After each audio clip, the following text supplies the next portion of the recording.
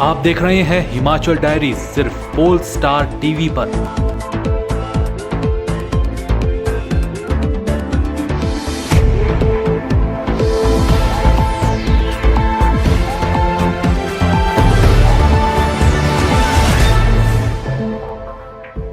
Himachal diaries के प्रायोजक हैं RK hospital Hamirpur, service with quality.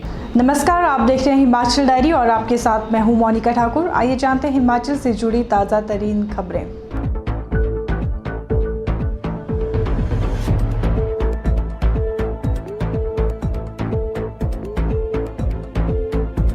Himachal Pradesh में बाहरी राज्यों के निजी अस्पतालों और एनजीओ द्वारा लगाए जाने वाले हेल्थ कैंप को लेकर स्वास्थ्य विभाग सख्त हो गया है।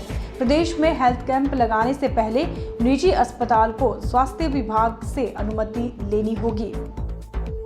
विधानसभा के बजट सत्र के दौरान भाजपा विधायक रविंद्र सिंह रवि द्वारा नियम 63 के तहत भाजपा विधायक के ध्यानाकर्षक प्रस्ताव पर चर्चा के दौरान स्वास्थ्य मंत्री कौल सिंह ठाकुर ने हेल्थ कैंप लगाने को लेकर कड़े नियम लागू करने की बात कही।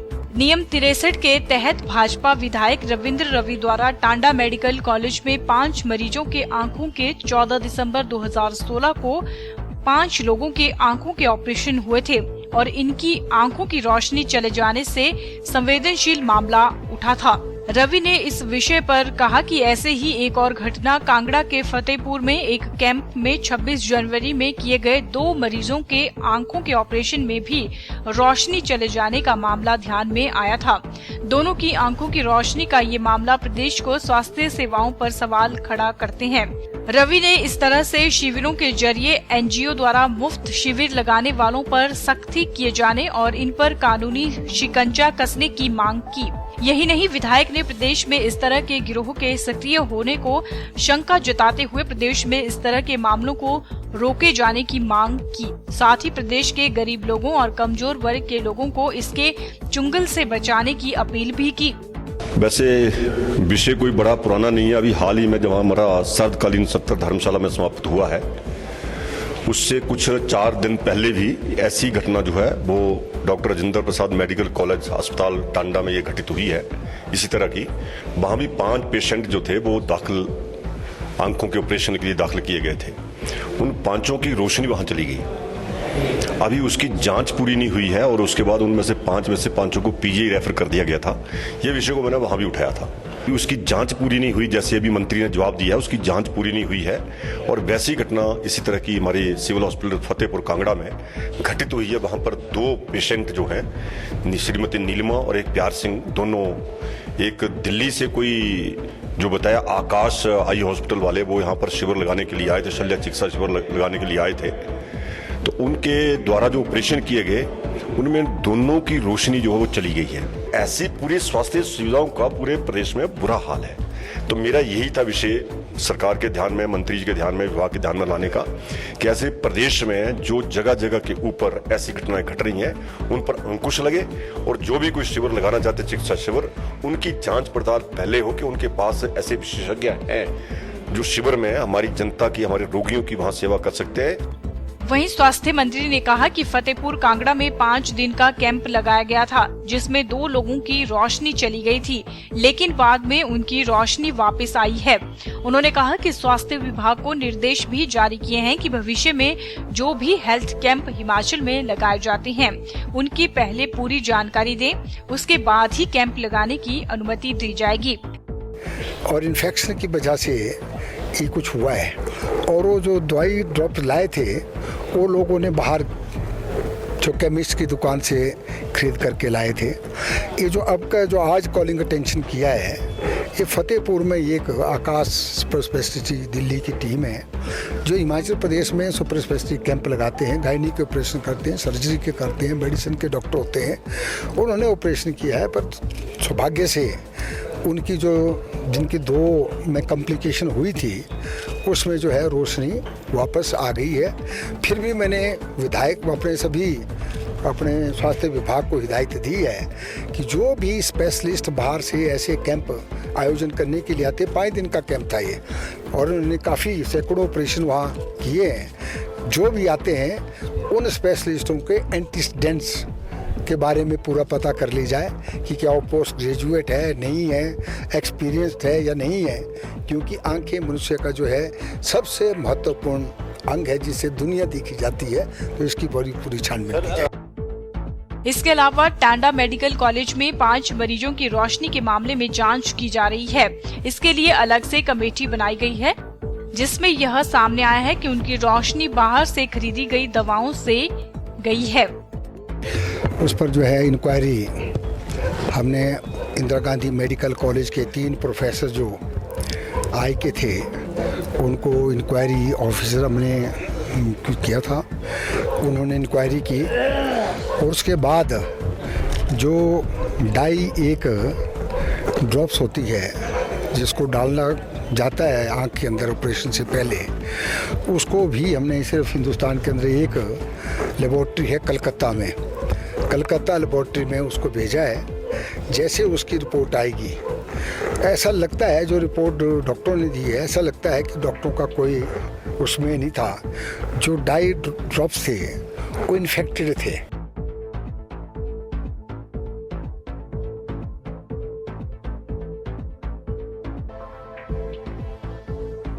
राज्य आपदा प्रबंधन बोर्ड के उपाध्यक्ष राजेंद्र राणा ने कहा कि राज्य मंत्रिमंडल की बैठक में धर्मशाला को प्रदेश की दूसरी राजधानी का दर्जा देकर प्रदेश सरकार ने जनता को नायाब तोहफा दिया है। आपदा प्रबंधन बोर्ड के उपाध्यक्ष राजेंद्र राणा ने कहा कि राज्य मंत्रिमंडल की बैठक में धर्मशाला को प्रदेश की दूसरी राजधानी का दर्जा देकर प्रदेश सरकार ने कांगड़ा, हमीरपुर, उन्नाव और चंबा जिले की जनता को सबसे नायाब और ऐतिहासिक तोहफा दिया है। राजेंद्र राणा ने कहा कि मुख्यमंत्री वीरभद्र सिंह ने अपने शीतकालीन प्रवास के दौरान जब धर्मशाला को प्रदेश की दूसरी राजधानी बनाने की घोषणा की थी, तब भाजपा नेताओं ने इसे महज दिखावा करार दिया था। उन्होंने कहा कि प्रदेश मंत्रिमंडल ने मुख्यमंत्री की इस घोषणा पर मुहर लगाकर न केवल निचले हिमाचल की जनता को एक बड़ी सौगात दी है, बल्कि उनके सपनों में भी रंग भर दिए हैं। मुख्य संसदीय सचिव इंद्रदत्त लखनपाल ने ग्राम पंचायत मक्कड़ में पशुपालन विभाग द्वारा आयोजित राष्ट्रीय कृषि विकास जागरूकता शिविर की अध्यक्षता करते हुए कहा कि कृषि और पशुपालन व्यवसाय ग्रामीणों के लिए आजीविका का मुख्य साधन है और उन्नत कृषि उत्पाद किसानों की आर्थिकी को सुदृढ़ करने में महत्वपूर्ण योगदान देता है। इंद्रदत्त लखनपाल ने मक्कड़ में 22.70 लाख रुपए की लागत से निर्मित होने वाले पशु चिकित्सालय का शिलान्यास भी किया। उन्होंने कहा कि बड़सर विधानसभा क्षेत्र की प्रत्येक पंचायत में बिना किसी भेदभाव के विकास कार्यों को तीव्रता प्रदान की गई है। उन्होंने कहा कि क्षेत्र की जनता को बेहतर सुविधाएं प्रदान करने के लिए प्राथमिकता के आधार पर विकास कार्यों को पूरा किया जा रहा है। उन्होंने कहा कि मक्कड़ पंचायत में विभिन्न विकासात्मक कार्यों पर लगभग 92 लाख रुपए व्यय किए जा चुके हैं।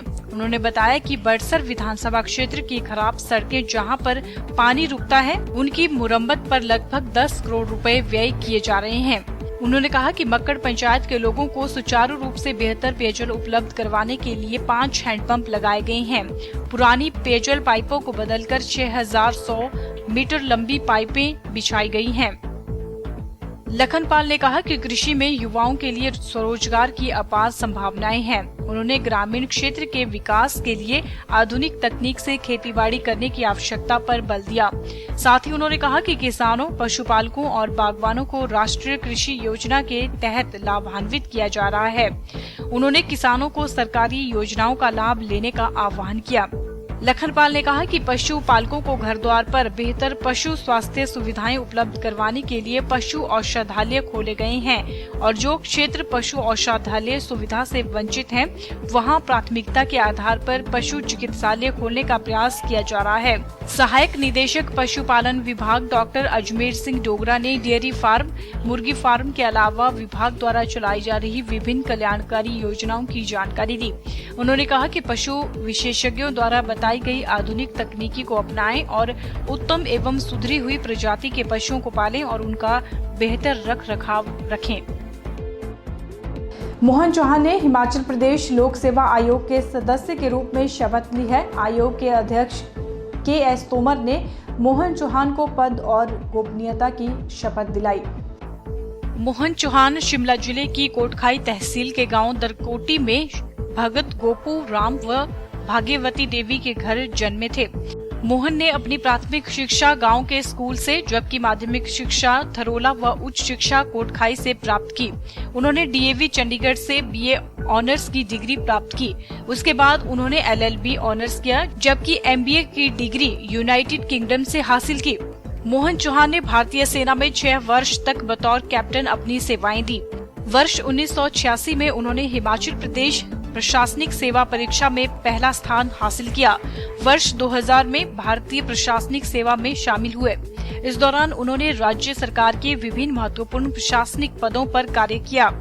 चौहान ने एसडीएम रिकांगपियो, विशेष सचिव लोक निर्माण, उपायुक्त सोलन, नगर निगम शिमला के आयुक्त, प्रबंध निदेशक पर्यटन विकास निगम, निदेशक उद्योग, सचिव हिमाचल प्रदेश लोक सेवा आयोग और सचिव सामान्य प्रशासन, सचिवालय प्रशासन व वित्त जैसे महत्वपूर्ण पदों पर कार्य किया। I, Mohan Chauhan, solemnly affirm that I will be faithful and bear true allegiance to India and to the Constitution of India as by law established, and that I will loyally carry out the duties of my office.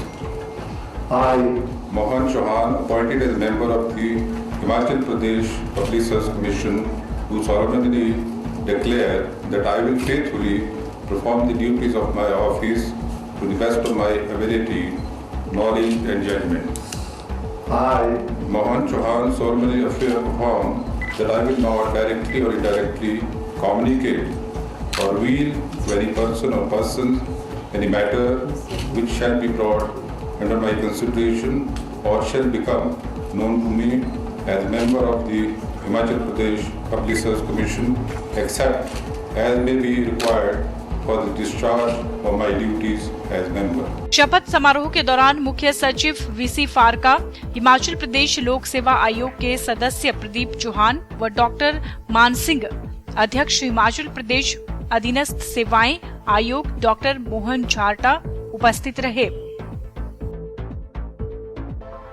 दृष्टिहीन 6 मार्च को विधानसभा का मार्च कर मुख्यमंत्री वीरभद्र सिंह के समक्ष अपनी मांगों को रखेंगे।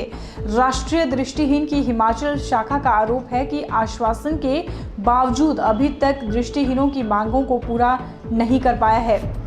राष्ट्रीय दृष्टिहीन की हिमाचल शाखा का आरोप है कि आश्वासन के बावजूद अभी तक दृष्टिहीनों की मांगें पूरी नहीं हो पाई हैं, जिससे उनमें रोष पनपता जा रहा है। राष्ट्रीय दृष्टिहीन संघ की हिमाचल शाखा के सचिव शोभू राम ने बताया कि 15 फरवरी को दृष्टिहीनों की बैठक मुख्यमंत्री वीरभद्र सिंह के साथ हुई थी। बैठक में मुख्यमंत्री ने सचिवों को 15 दिन के भीतर दृष्टिहीनों की मांगों का समाधान करने के आदेश दिए थे, मगर अभी तक उनकी मांगों को पूरा करने की दिशा में कोई कदम नहीं उठाया गया है। उन्होंने कहा कि सरकार ने तय समय में मांगों को पूरा करने के लिए कुछ भी नहीं किया, जो दृष्टिहीनों के प्रति सरकार के नकारात्मक रवैये को उजागर कर रहा है। सचिव ने कहा कि करीब 3 माह के लंबे संघर्ष के बाद मुख्यमंत्री के आश्वासन पर दृष्टिहीनों में मांगे पूरी होने की उम्मीद जगी थी, मगर मांगे पूरी करने के लिए अभी भी विभागीय कार्यवाही कछुआ चाल से चल रही है, जिससे उनमें निराशा बढ़ने लगी है। उन्होंने आरोप लगाया है कि अधिकारी मुख्यमंत्री के आदेशों को भी नजरअंदाज कर रहे हैं, जिसके चलते अब संघ ने फिर से मुख्यमंत्री वीरभद्र सिंह से मिलने का निर्णय लिया है। उन्होंने चेताया कि अगर इसके बाद भी उनकी मांगे पूरी नहीं की जाती तो फिर से संघर्ष शुरू कर दिया जाएगा। हिमाचल डायरी में अभी रुकते हैं एक छोटे से ब्रेक के लिए। आप बने रहिए पोल स्टार टीवी के साथ।